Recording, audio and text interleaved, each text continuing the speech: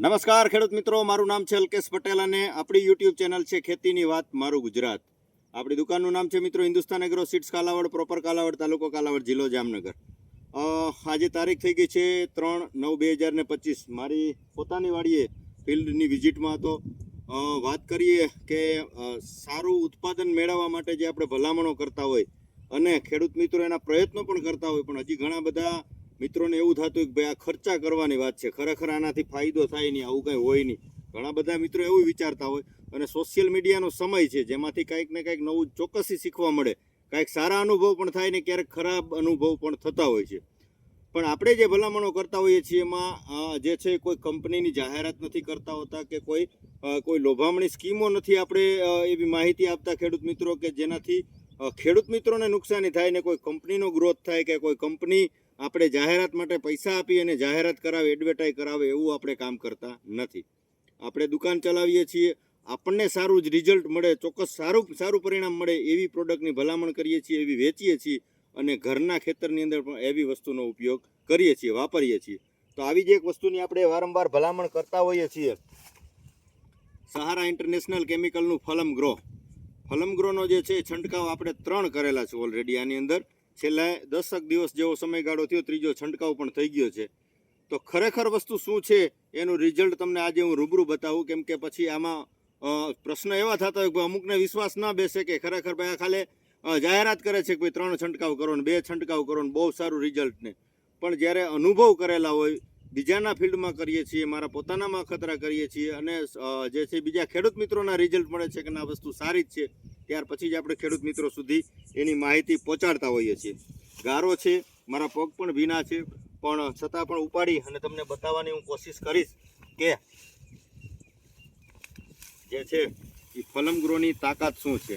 તમે જોઈ શકો છો,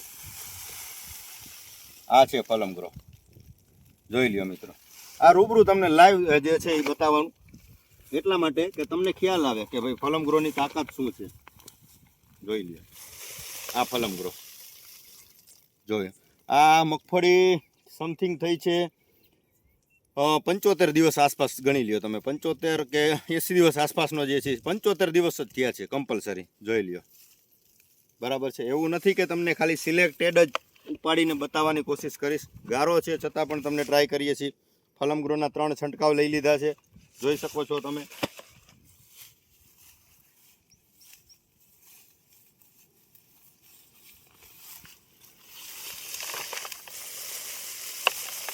જોઈ શકો છો મિત્રો. યોગ્ય માવજત સમયસર આની જે આપણે ટ્રીટમેન્ટ કરીએ છીએ, માવજત કરીએ છીએ, જેથી કરીને તમારી નજર સમક્ષ આ જે છે એનું પરિણામ છે મિત્રો. બરાબર છે, જોઈ લે.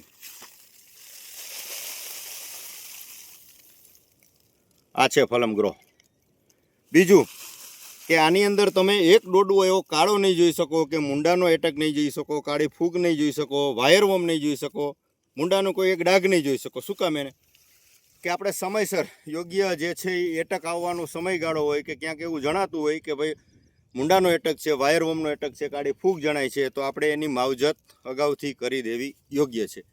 આપણે ઘણા બધા મિત્રોને માહિતી આપતા હોય કે તમારા ખેતરમાં જે છે તમારે વિઝિટ કરતું રહેવાનું છે, છોડ ઉપાડતું રહેવાનું છે, એટલે તમને ખ્યાલ આવે કે શું જરૂર છે. જરૂરિયાત હોય એ મુજબ તમારે ચોક્કસથી એની કાળજી લઈ જ લેવાની છે. તમે જોઈ શકો છો કે આ ઉપાડીને તમને બતાવવાની કોશિશ કરીશ, કેમ કે ધોઈને બતાવું તો ચોખ્ખું દેખાય, પણ આ લાઈવ છે. જે સ્થિતિ છે આ સ્થિતિ છે.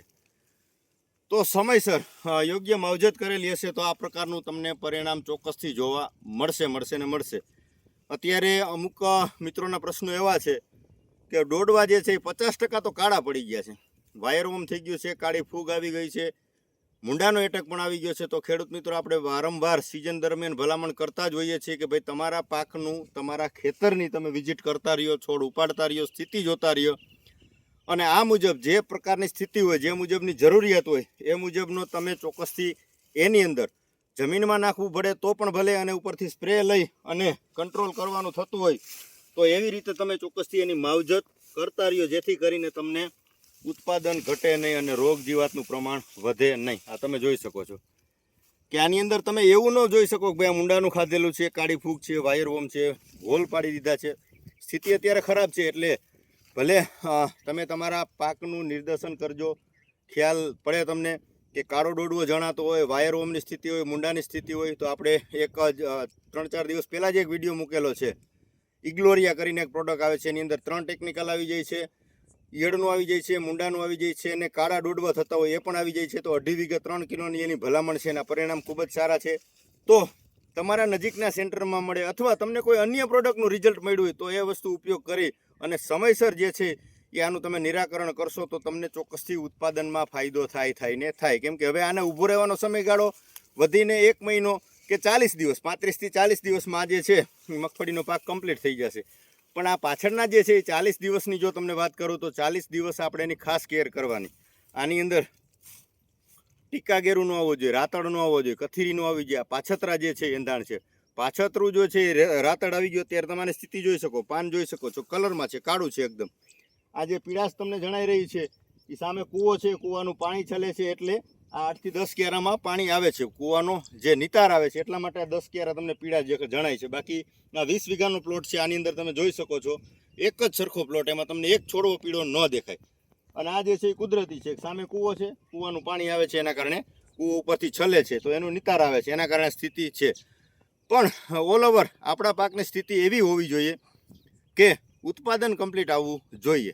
અત્યારે રાતડ ગેરુના પ્રશ્ન ઘણી જગ્યાએ જોવા મળી રહ્યા છે. પાન લાલ થઈ જાય છે, રાતડ થઈ જાય. રાતડ આવી જાય એટલે ઉત્પાદન ઘટે, એની અંદર વજન ન પૂરાય. એટલે ખાસ એ કાળજી રાખવાની છે કે લાલ ન થવું જોઈએ, પાન લાલ ન થવું જોઈએ, રાતડ ન હોવું જોઈએ, ગેરું ન હોવું જોઈએ. રાતડ ગેરું આવી ગયો તો તમારો પાકનું ઉત્પાદન ઘટશે. એટલે એક આ ખાસ કાળજી રાખવાની છે ખેડૂત મિત્રો. વિશેષ કાંઈ માહિતીની જરૂરત હોય, ન સમજાય, તમારા નજીકના સેન્ટરમાંથી તમે ખરીદી કરો છો ત્યાં તમારે ફોટા પાડી જવાના છે, છોડ ઉપાડી જવાનો છે. છતાંય ન સમજાય તો તમે મને ફોન કરીને માહિતી મેળવી શકો છો. કેમ કે હવે જે કાળજી રાખવાની હોય એ આડેધડ કે આંધળું ક્યાં કે અંદાજિત કાંઈ ખર્ચ કરવાનો નથી. જરૂર છે એ મુજબનો ખર્ચ કરો એટલે ઉત્પાદન વધશે. બિનજરૂરી ખર્ચ થશે તો ઉત્પાદન ઘટશે અને ખર્ચ વધશે. એટલે કાળજીપૂર્વક જે છે એ ખેડૂત મિત્રો ખર્ચ કરે, જરૂરિયાત મુજબ ઉપયોગ કરે, જેથી કરીને ઉત્પાદન ન ઘટે. આની ખાસ કાળજી રાખે, આવી એક મારી અંગત ભલામણ છે. વિશેષ કાંઈ માહિતીની જરૂરત હોય 9925424050 મારો મોબાઈલ નંબર છે. ફોન કરીને તમે ચોક્કસથી માહિતી મેળવી શકો છો મિત્રો. બસ આજે આટલું જ. રજા આપશો મિત્રો મને. જય જવાન, જય કિસાન.